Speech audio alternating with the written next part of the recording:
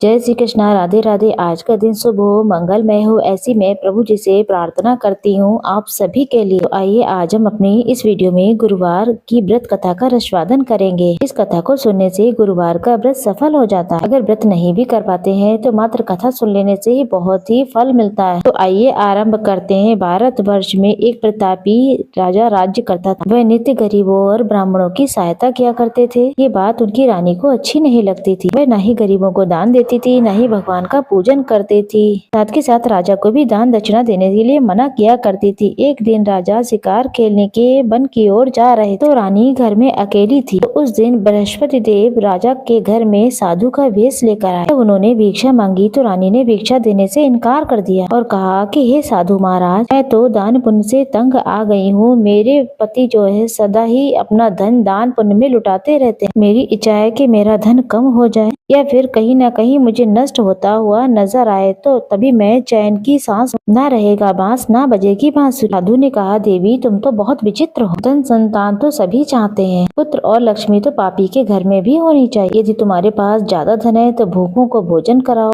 प्यासों को पानी पिलवाओ, मुसाफिरों के लिए धर्मशाला बनवाओ, जो निर्धन है उनकी कन्याओं का विवाह रचाओ। अगर ऐसा करोगी तो तुम्हारा दिन दिन प्रतिदिन आपका यश बढ़ेगा, तुम्हारा लोक और परलोक में यश फैलेगा और राजा को भी पुण्य प्रताप मिलेगा और सारी प्रजा इससे सुख पाएगी। लेकिन रानी पर किसी बात का कोई प्रभाव नहीं पड़ा। वह बोली, महाराज आप मुझे कुछ न समझाएं, मैं ऐसा धन नहीं चाहती जो मैं जगह जगह जाकर बांटती फिरूं। साधु ने उत्तर दिया, यदि तुम्हारी यही इच्छा है तो तथास्तु। तुम ऐसा करना, हर बृहस्पतिवार को अपना घर लीप कर और अपने सर को भी धोना, साबुन शैम्पू लगाना, घर को लीपना, पोछा लगाना, कपड़े धोना, दिन चढ़ने पर उठना। धीरे धीरे तुम्हारा सारा धन नष्ट हो जाएगा। इतना कहकर साधु महाराज वहाँ से अदृश्य हो। साधु महात्मा की बातों को स्मरण करने के बाद जो है रानी ने सब कुछ किया जो उन्होंने बताया। वो 3 बृहस्पतिवार ही अभी बीते थे कि समस्त संपत्ति नष्ट हो गई। भोजन के लिए राजा का परिवार तरसने लगा। एक दिन राजा ने रानी को बोला कि हे रानी, तुम यहीं रहो, मैं दूसरे देश जाता हूँ। यहाँ पर तो मुझे कोई भी काम नहीं देगा, मैं यहाँ पर रहकर कोई छोटा कार्य कर ही नहीं सकता। ऐसा कहने के बाद राजा परदेश चला गया। वो जंगल से लकड़ियाँ काटते, शहर में बेचते, वो इस तरीके से अपना जीवन यापन करने लगे। राजा के परदेश जाते ही रानी और दासी बहुत दुखी रहने लगे। एक बार रानी और दासी को 7 दिन तक बिना भोजन के रहना पड़ा था। तब रानी ने अपनी दासी से कहा, हे दासी, पास के नगर में मेरी बहन रहती है, बड़ी ही धनवान है, तो उसके पास जा और कुछ लेकर आ जाए ताकि कुछ दिनों तक हमारा गुजर बसर हो सके। दासी रानी की बहन के पास गई। उस दिन गुरुवार का व्रत दिन था। उस दिन उसकी बहन बृहस्पतिवार व्रत की कथा सुन रही थी। दासी ने रानी की बहन को अपनी रानी का संदेश दिया, लेकिन रानी की बड़ी बहन ने कोई भी उत्तर नहीं दिया। जब दासी को रानी की बहन से कोई उत्तर नहीं मिला, वह बहुत दुखी हुई और उसे क्रोध आया। दासी ने वापस आकर रानी को सारी बात बताई। सुनकर रानी अपने भाग्य को कोसने लगी। उधर रानी की बहन ने सोचा, मेरी बहन की दासी आई थी, मैं उसे नहीं बोली क्योंकि मैं उसमें कथा सुन रही थी, इसलिए बात से वो शायद वो दुखी हुई होगी। कथा सुनकर और पूजन समाप्त करके मैं अपनी बहन के घर आई। कहने लगी, हे बहन, मैं बृहस्पतिवार का व्रत कर रही थी, तुम्हारी दासी मेरे घर आई, किंतु मैं जब तक कथा करती हूँ तब तक बोलती नहीं हूँ, उठती नहीं हूँ, ऐसा मैंने नियम लिया है। तो कहो दासी, तुम क्यों आई थी? तब रानी बोली, बहन तुमसे क्या छुपाना है, हमारे घर में खाने को अनाज तक नहीं। ऐसा कहते कहते रानी की आंखों में आंसू आ गए। उसने दासी समेत पिछले 7 दिनों से भूखे रहने की बात अपनी बहन को विस्तार पूर्वक बताई। रानी की बहन बोली, देखो बहन, भगवान बृहस्पतिश्वर आपकी मनोकामना को पूर्ण जरूर करेंगे। उनका ध्यान और स्मरण करो, शायद तुम्हारे घर में अनाज रखा होगा। पहले तो रानी को विश्वास नहीं हुआ, परंतु अपनी बहन के आग्रह करने पर अपनी दासी को अंदर भेजा तो उसे एक अनाज से भरा हुआ एक घड़ा मिल गया। उसे देखकर दासी को बड़ी हैरानी हुई। दासी रानी से कहने लगी, हमको भोजन नहीं मिलता था तब हम व्रत ही तो करते थे, तो क्यों न इस व्रत की कथा सुन ली जाए और पूरी विधि पूछ ली जाए ताकि हम भी व्रत कर सकें। तब रानी ने अपनी बहन से बृहस्पति के व्रत के बारे में पूछा। तब उसकी बहन ने बताया, बृहस्पतिवार के व्रत में चने की दाल और मुनक्का से भगवान विष्णु का और केले की वृक्ष के पूजन करो, दीपक जलाओ, व्रत कथा सुनो और पीला भोजन करो। करो, उससे बृहस्पति देव प्रसन्न होंगे। व्रत के और पूजन के प्रभाव से जीवन में खुशियाँ लौट आएंगी। ऐसा श्रवण करते ही दासी ने और रानी ने भी व्रत करने का निश्चय किया। 7 दिन के बाद जब गुरुवार आया तब रानी और दासी ने व्रत किया और गुड़सार में रखे हुए चना और गुड़ लेकर आई। उसमें केले की जड़ और भगवान विष्णु का पूजन किया। अब पीला भोजन कहाँ से आया, ये बात को लेकर बहुत दुखी होने लगी क्योंकि उन्होंने व्रत रखा था, इसलिए बृहस्पति देव उनसे प्रसन्न थे। इसलिए वो एक साधारण व्यक्ति का रूप धारण सुंदर थालों में पीला भोजन दासी को दे गए। भोजन पाकर दासी प्रसन्न हो गई। इसके बाद वो सभी गुरुवार का पूजन करने लगी, व्रत रखने लगी। बृहस्पति भगवान की कृपा से उनके बाद फिर से धन संपदा आ गई। रानी फिर से पहले की तरह आलस करने लगी। तब दासी ने कहा, देखो रानी, तुम पहले की ही तरह इस आलस को कर रही हो। उससे तुम्हारा धन नष्ट हो गया था, इसलिए अब धन आया है तो उसका सदुपयोग करो। भगवान बृहस्पति की कृपा से धन मिला है तो उसको आलस में बर्बाद मत करो। रानी को समझाते हुए दासी बोली, बड़ी मुसीबतों के बाद हमने इस धन को पाया है। इस धन को हम अपने दान पुण्य में लगाते हैं, भूखे मनुष्यों को भोजन कराते हैं और धन को शुभ काम में खर्च करते हैं। इससे तुम्हारा कुल और यश बढ़ेगा, स्वर्ग की प्राप्ति होगी और पितृ भी प्रसन्न होंगे। दासी की बात मानकर रानी अपना धन जो है शुभ कामों में लगाने लगी। इससे पूरे नगर में उसका यश फैल गया। बृहस्पतिवार व्रत कथा के बाद श्रद्धा के साथ आरती की जानी चाहिए। उसके बाद प्रसाद बांटकर उसे ग्रहण करना चाहिए। एक दिन राजा दुखी होकर एक पेड़ के नीचे आसन जमाकर बैठा। वह अपनी दशा को याद करके व्याकुल हो रहा उठा। बृहस्पतिवार का दिन था। एकाएक उसने देखा कि उस वन में एक साधु प्रकट हुआ। वे साधु वेश में स्वयं बृहस्पति देवता थे। लकड़हारे के सामने आकर बोले, हे लकड़हारे, इस सुनसान जंगल में तू चिंता मग्न क्यों बैठा है? लकड़हारे ने दोनों हाथ जोड़कर प्रणाम किया और उत्तर दिया, महात्मा, आप तो सब जानते हैं, मैं क्या कहूँ। इतना कह के वो रोने लगा। तब उसने अपनी आत्मकथा सुनाई। महात्मा जी ने कहा, तुम्हारी स्त्री ने बृहस्पतिवार के दिन भगवान बृहस्पति का निरादर किया, जिस कारण से वो रुष्ट हो गए। उन्होंने तुम्हारी ऐसी दशा कर दी। अब तुम चिंता मत करो, मेरे कहे अनुसार तुम्हारे कष्ट दूर हो जाएंगे। भगवान पहले की तरह तुम्हें धन संपदा देंगे। तुम बृहस्पतिवार के दिन कथा किया करो। 2 पैसे के चने मुनक्का लाकर उसका प्रसाद बनाओ। शुद्ध जल के लोटे में शक्कर मिला करके अमृत तैयार करो। कथा के पश्चात अपने परिवार को और सुनने वाले सभी लोगों को उनको अमृत और प्रसाद बांटकर आप भी उसे ग्रहण करो। ऐसा करने से भगवान तुम्हारी सभी मनोकामनाएं पूरी करें। साधु के ऐसे वचन सुनकर लकड़हारा बोला, हे प्रभु, मुझे लकड़ी बेचकर इतना पैसा नहीं मिलता है जिससे मैं भोजन के उपरांत उससे कुछ बचा पाऊँ। मैंने रात्रि को अपनी स्त्री को व्याकुल देखा। मेरे पास कुछ भी नहीं है जिससे उसकी खबर मंगवा सकूं। उस साधु ने कहा, हे लकड़हारे, तुम किसी बात की चिंता मत करो। बृहस्पति के दिन तुम रोजाना की तरह लकड़ी लेकर के शहर जाना। तुमको रोज से दुगना धन मिलेगा, जिससे तुम भली भांति भोजन कर लोगे तथा बृहस्पति देव की पूजा का सामान भी आ जाएगा। इतना कहकर साधु अंतर्ध्यान हो गए। धीरे धीरे समय बीतता गया। फिर बृहस्पतिवार के दिन लकड़हारा जंगल से लकड़ी काट करके किसी शहर में बेचने गया। उसे उस दिन और दिनों से अधिक धन मिला। राजा ने गुड़ चना लिया और गुरुवार का व्रत किया। उस दिन से ही उसके जीवन से सारे कलेश दूर हो गए। जब गुरुवार दोबारा आया तो वह व्रत को करना भूल गया, जिस वजह से बृहस्पति भगवान नाराज हो गए।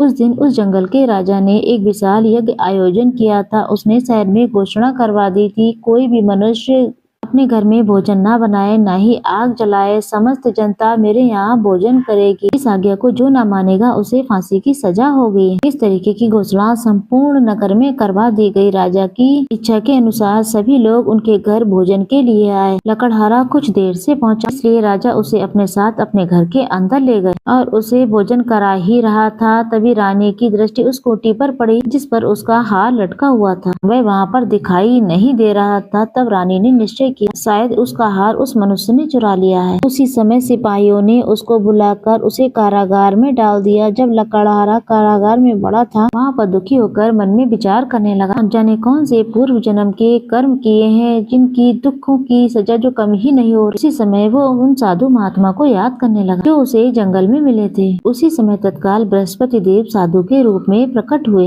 और उसकी दशा को देखकर कहने लगे, अरे मूर्ख, तूने बृहस्पति देव की कथा नहीं कही।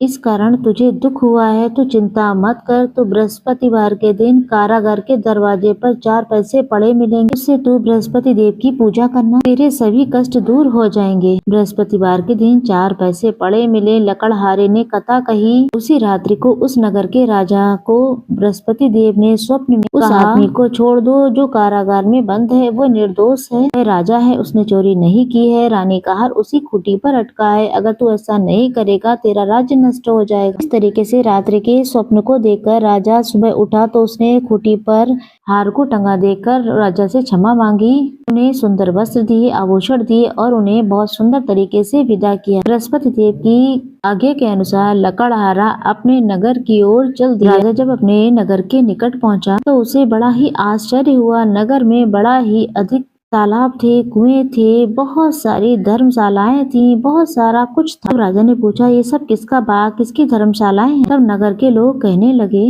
ये सब रानी और बांदी के हैं। तो राजा को बड़ा ही आश्चर्य हुआ और गुस्सा भी आया। जब रानी को यह खबर मिली कि राजा आ रहे हैं, तब उन्होंने अपनी दासी से कहा, देख राजा हमको देखकर कितनी बुरी अवस्था में छोड़कर चले गए थे, हमारी ऐसी दशा को देखकर न जाने क्या सोचेंगे, इसलिए तू दरवाजे पर खड़ी हो जा। आज्ञा के अनुसार दासी दरवाजे पर खड़ी हो गई। तब राजा आए, उन्हें अपने साथ दासी अंदर लेकर आई। राजा ने क्रोध करके अपनी रानी से पूछा, ये धन तुम्हें कैसे मिला? ने बताया कि मुझे ये सब धन बृहस्पति देव के व्रत के कारण मिला। राजा ने निश्चय किया कि 7 रोज बाद सभी बृहस्पतिवार का पूजन करते हैं। मैं प्रतिदिन बल्कि दिन में 3 बार कहानी कहूँगा। अब तो हर समय राजा के दुपट्टे में चने की दाल बंधी रहती है। अब वो दिन में 2-3 बार कथा कहता। एक रोज राजा ने विचार किया, अपनी बहन के यहाँ होकर आते हैं। इस तरीके से निश्चय करके राजा घोड़े पर सवार हुआ और अपनी बहन के यहाँ चला गया। मार्ग में उसने देखा कि कुछ लोग मुर्दे को लेकर जा रहे हैं। तब उसने कहा, रुको भाइयों, मेरी बृहस्पतिवार की कथा सुन लो।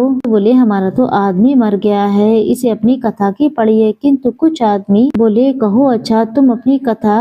और कथा सुनाने लगे। आधी ही कथा हुई कि मुर्दा हिलने लगा और कथा समाप्त होते ही वो राम राम कहके खड़ा हो गया। एक किसान खेत में हल जोत रहा था। राजा ने उससे कहा और बोला, मेरी बृहस्पतिवार की कथा सुन लो। तो किसान ने कहा, जब तक तेरी कथा सुनूंगा तब तक तो 4 हल जोत लूंगा, जा अपनी कथा किसी और को सुनाना। ऐसा कहके राजा आगे चला गया। राजा के हटते ही बैल पछाड़ खाकर गिर गए और किसान के पेट में बहुत जोर से दर्द होने लगा। उसी समय उसकी माँ रोटी लेकर आई। उसने जब देखा कि उसका पुत्र बहुत बुरी अवस्था में है तो उसने अपने बेटे से कहा। बुढ़िया दौड़ी दौड़ी उस घुड़सवार के पास गई और बोली, मैं तेरी कथा सुनूंगी, तू अपनी कथा मेरे खेत में चलकर कहना। राजा ने खेत में जाकर के कथा कही, जिसे सुनते ही बैल खड़े हो गए और किसान के पेट का दर्द भी सही हो गया। राजा अपनी बहन के घर पहुंचा। बहन ने भाई की खूब मेहमान नवाजी। दूसरे दिन जब राजा सोकर उठा तब सभी लोग भोजन कर रहे थे। राजा ने अपनी बहन से कहा, ऐसा कोई मनुष्य है जिसने भोजन नहीं किया है,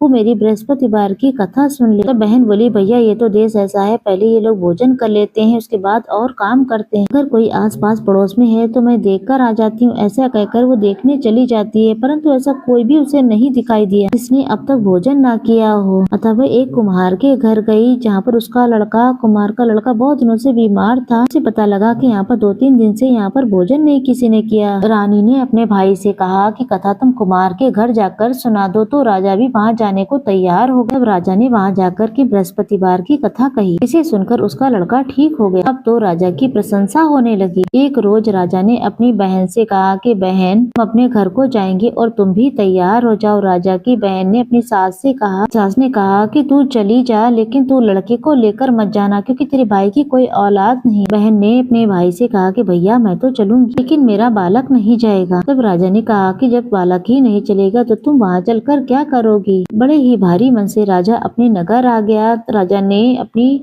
रानी से कहा कि हम निर्वंशी हैं, हमारा मुख देखने लायक नहीं है, और उन्होंने भोजन आदि भी नहीं किया।